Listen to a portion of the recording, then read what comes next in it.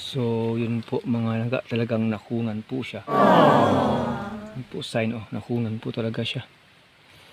Umakyat siya dito sa lumang house na ito na walang bubong. Dito siya kasi yun yung mapuntahan ng iba.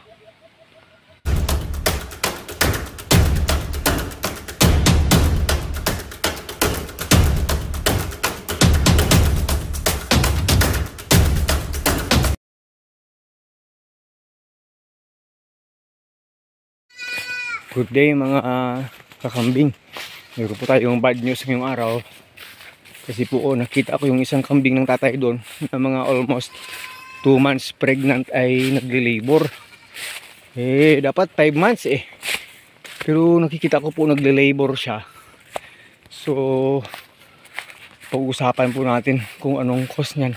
Kasi malamang ay namatay yung baby sa loob ng kanyang tiyan. Pero bago po natin pag-usapan yan, kung bago ka pa lang sa channel ko, paki-like naman po, comment, share, and subscribe. At huwag kalimutang i-hit ang ating button bell para ma-notify po kayo sa ating mga bagong upload. Ito po siya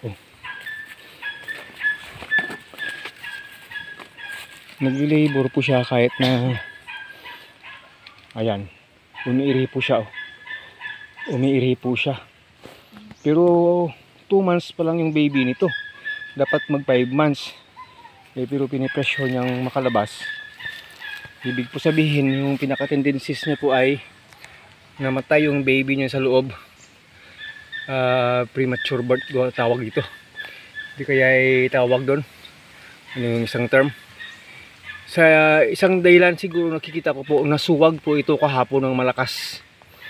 Malamang nabuli po ito masyado kahapon or kagabi doon sa loob ng ng kulungan na hindi nakapag sarado ng selda. So yun po, nagle-labor po siya Yan po. Hindi pa niya kabuwanan. Mga 3 months from now pa sana ito Hindi pa nga nag-uumpisang lumaki yung kanyang dede, pero kasi nga nasampahan siya 2 months ago. Siguradong nabuntis po siya. First time sana itong baby ni Pungal. Pero ito po ay nagle-labor siya dito. Tinanong ko nung tatay, ano ba kaya nangyari sa kambing? Sabi ko baka bloated. Malaki ba siya? Sabi niya hindi naman, pero yun. Ayaw kumain. Saka yan po siya Tingnan niyo po. Nagle-labor po siya, minsan umiiyak siya. Pinupush na po palabas. Kasi magle-labor talaga yung kambing pag namatay yung baby sa loob. Yan po. So pasensya na po dyan, baka may mga kumakain dyan. Document lang po natin itong tawag doon. Pagle-labor ng kambing na 2 months old pa lang yung kanyang baby. Yan tay, pag ganito tayo talagang namatay yung baby sa loob nito. Isa kanina, ibang kanding ko nga mga bulbul rin. Oo nga ito 2 months old pa lang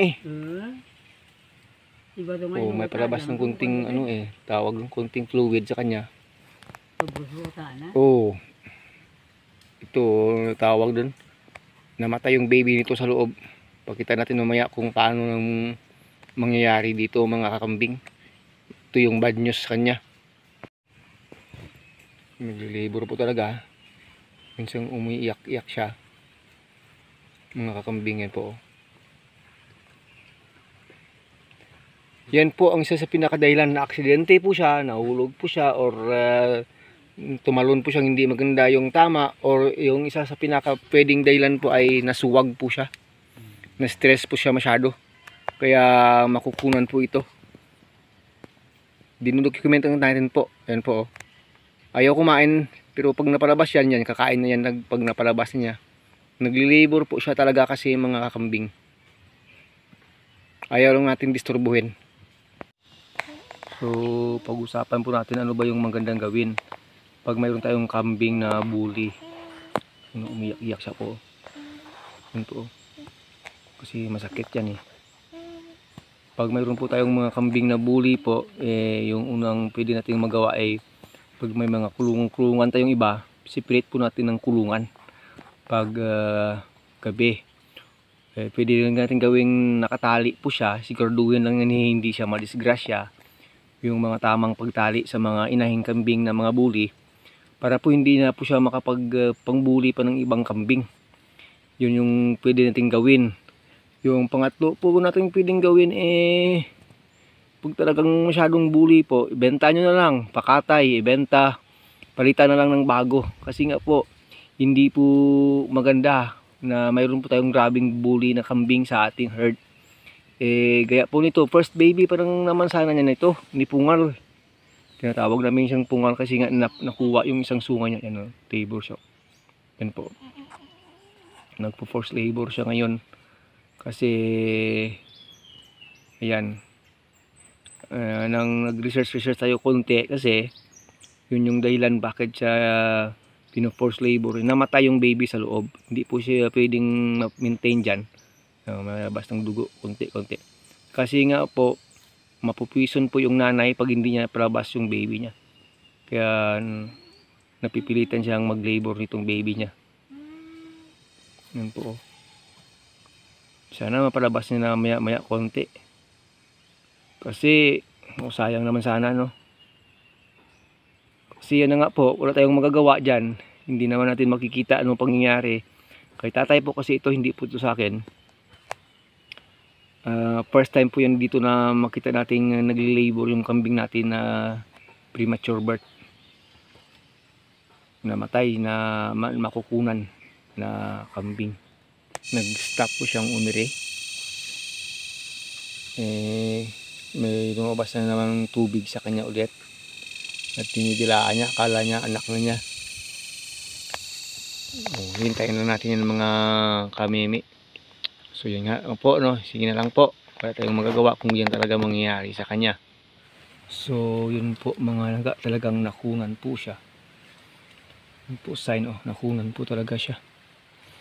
Umakyat siya dito sa lumang outhouse na ito na walang bubong. Dito siya kasi yun yung mapuntahan ng iba.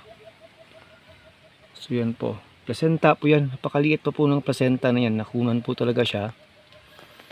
Hinahanap ko kung saan yung baby. Pero hindi ko po mahanap. Kasi estimated ko po talaga ay 2 months siyang preggy. Or 2 months and a half. Yun po. Nailabas na po niya yung placenta. So ibig po sabihin magiging okay na po siya. Hinahanap niya yung baby. Saan yung baby? Wala yung baby. Hindi ko nga nakita kung saan hinahanap po siya mula doon kanina sa taas. Nandito po siya. Bumalik po siya dito sa lumang bahay. Yan po.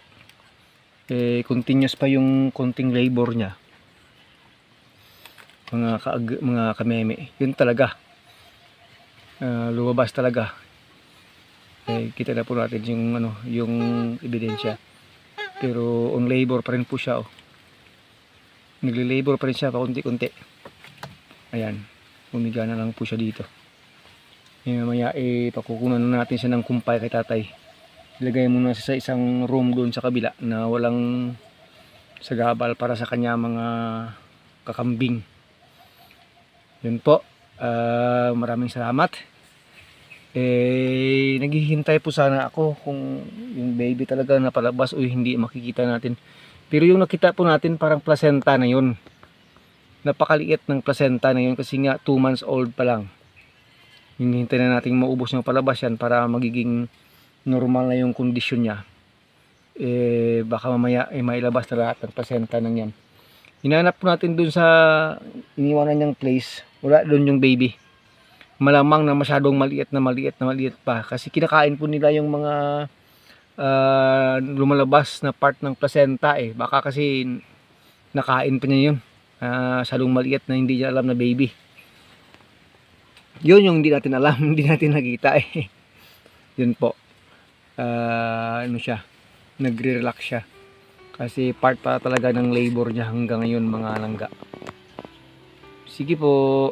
Huwag na natin siyang gambalain. Try ko siyang pakainin itong magaspang leaves.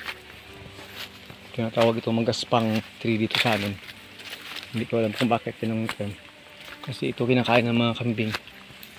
Try ko lang kung kakain siya. Kasi hindi talaga maganda sitwasyon niya. Nagre-rest lang po siya. Hindi naman siya mamamatay kahit isang araw hindi makakain yan.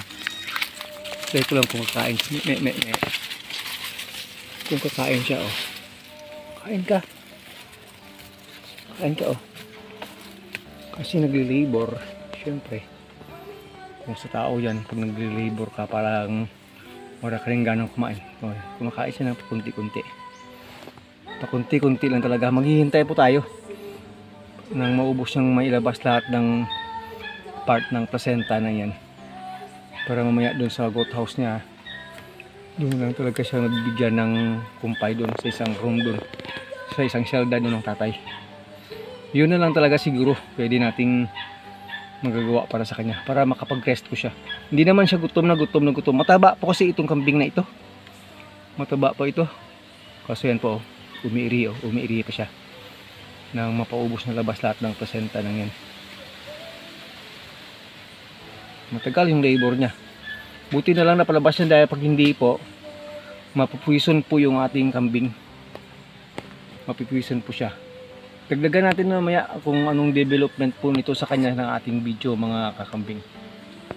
Sa palagay ko po mga kakambing ay nailabas na niya yung kanyang placenta. So yan, pero umuwi-iri-iri siya. May mga natitira pa talaga sa loob na dapat niyang ilabas.